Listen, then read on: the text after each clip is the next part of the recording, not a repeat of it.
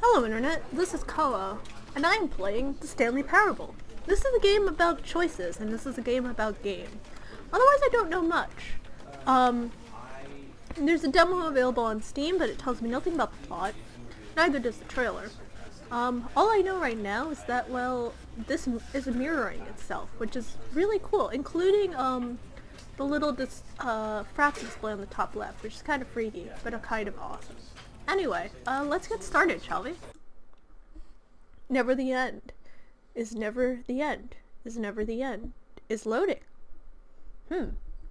Wonder what that'll represent for us as time goes on.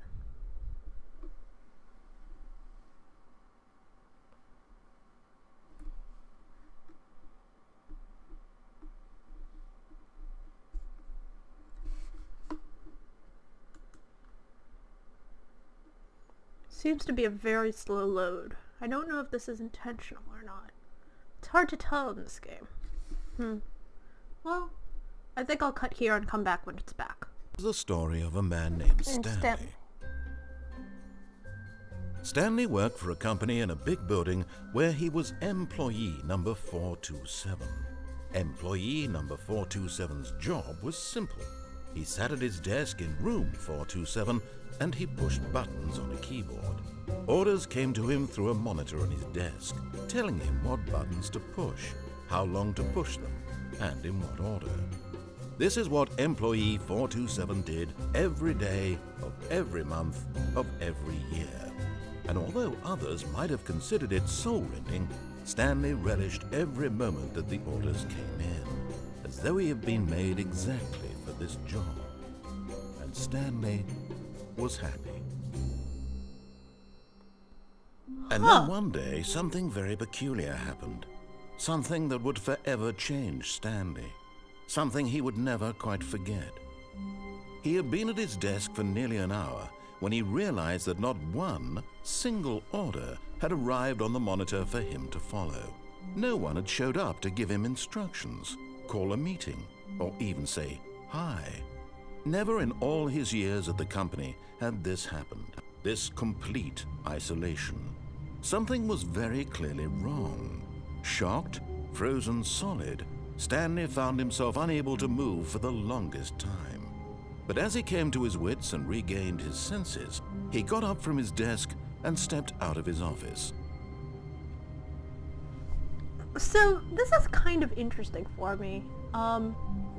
As some of you know, I'm currently working a job that is very much not pushing buttons at a desk, but is very much about... But I did work a job that was basically pushing buttons at a desk for a long time, and sort of like Stanley so far, I guess, I kind of enjoyed it. It was relaxing in its own way. And so, let's see what happens if we follow these directions, I guess. I'm out the door. There are other offices that look a lot like mine, but not quite like mine. Okay, yeah. E is to open and close this. Did I lock myself out of my office already? All of his co-workers were gone. What could it mean? Stanley decided to go to the meeting room. Perhaps he had simply missed a memo. I hate Mondays. You know that. No matter how hard Stanley looked, he couldn't find a trace of his co-workers. Interesting.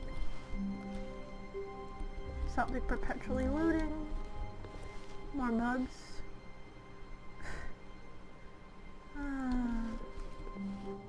Pretty pictures.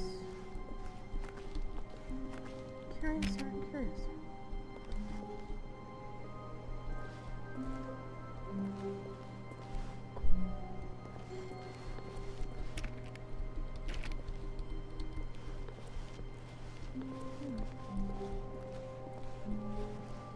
I like all the very obvious number, and it's almost kind of pleasing in its own weird way. I feel a little railroaded right now, but honestly not by much. When Stanley came to a set of 2 open doors, he entered the door on his left. Now I could be the rebel and go to the one on the right, but Let's see what happens when we follow directions. I'm curious where this narrator is taking us. Clearly he has a plan, right? Right? Right?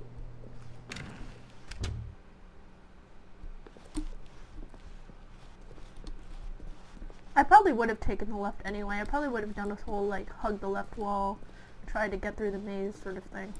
I've been playing a lot of Dreadmore lately, and that's... Yet there was not a single person here either. Feeling a wave of disbelief, Stanley decided to go up to his boss's office, hoping he might find an answer there. Do not alter without consulting whiteboard manager. We're broke Wednesdays, termination Tuesdays, mergers on Thursday, pranking floor 5 meeting, office efficiency, question marks, cabal planning, numbered groups, 8-bird, pre-reviews, this box is too small, office party, etc. Targets, push for funding for R&D for new coffee machine, standardized graphs, 40 times wide, not cost efficient, get Chris out of the broom closet, ongoing, synergize. Synergize sounds so ominous to me now that I've been listening to Welcome to Night Vale. Fire paper guy. Please give the targets on the topic of something. Who moved my desk? Tomorrow, complete today's unfinished agenda test, write more next day's agenda and reflect. One name, a whole bunch of numbers. Future was yesterday, tomorrow is now. All this sort of horrifying, beautiful stuff. Solving interpersonal conflict. What are your dreams for the future? Plant life, football, metamorphosis, plate skin, a boat, pollution, talk radio, transcend, less air, hope. Says we're not getting fired. Talk less, do unbelievably amazing work all the time, every day, with no expectation of promotion or recognition. Don't get fired. This feels really familiar right now. How to solve a dispute in a coworker, let it ball up, take it out passive-aggressively, resent coworkers for not supporting you. This sounds right, too. What is hot? Profits. Using slides to assure employees that everything is okay. Make sure you've got a sleek blue graphic in the header and throw some bevel on all the text. Ensure a calm and productive work environment. Everyone is unique. You, most of all. They're all the same height. Huh. Anyway. I appreciate the different skin colors, though. Number of slides on the chart. Charts of slides. Nice. Rates at which charts on the same slide depict the same information. Wow. Rates of increased graphs per slide. Please no more charts, I'm begging you. Stop. Boss appreciation minute. Circle the top 20 things you love most about your boss. Fill in triplicate. Report to your boss appreciation specialist. Solving interpersonal conflict. If you ever find yourself in a conflict with a diligent employee, remember it takes 2 people to start a fight, and right now you're both. That's excellent. Okay. Standardized core values, expenditures. Monetize free to play. That's another game I need to play. Darren Gray's Monetizing Children. I need to get to that eventually. Anyway, let's go to the manager's office, as asked. We wanted to get Chris out of that broom closet, didn't we? Oh, he's not in here. Oh well. Coming to a staircase, Stanley walked upstairs to his boss's office. Upwards, I guess. Further upwards, I guess. Ooh, swanky. I recognize this pattern from the demo. Well, I think it was a different color then. But executive bathrooms. Nice. It's very pretty. No one here. No view. Other than light. Stepping into his manager's office, Stanley was once again stunned to discover not an indication of any human life. Shocked, unraveled, Stanley wondered in disbelief who orchestrated this. What dark secret was being held from him? What he could not have known was that the keypad behind the boss's desk guarded the terrible truth that his boss had been keeping from him. And so the boss had assigned it an extra secret PIN number. 2845. But of course, Stanley couldn't possibly have known this. But we do as the player.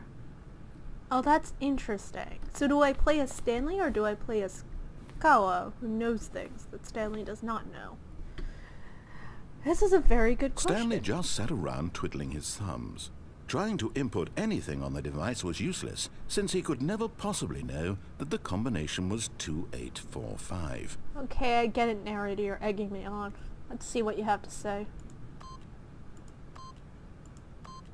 28. Yet incredibly, by simply pushing random buttons on the keypad, Stanley happened to input the correct code by sheer luck. Amazing. He stepped into the newly opened passageway. Ah, must be this.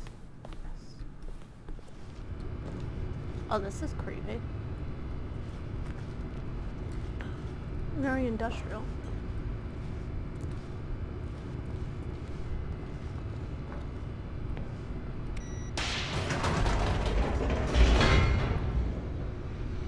And down we go.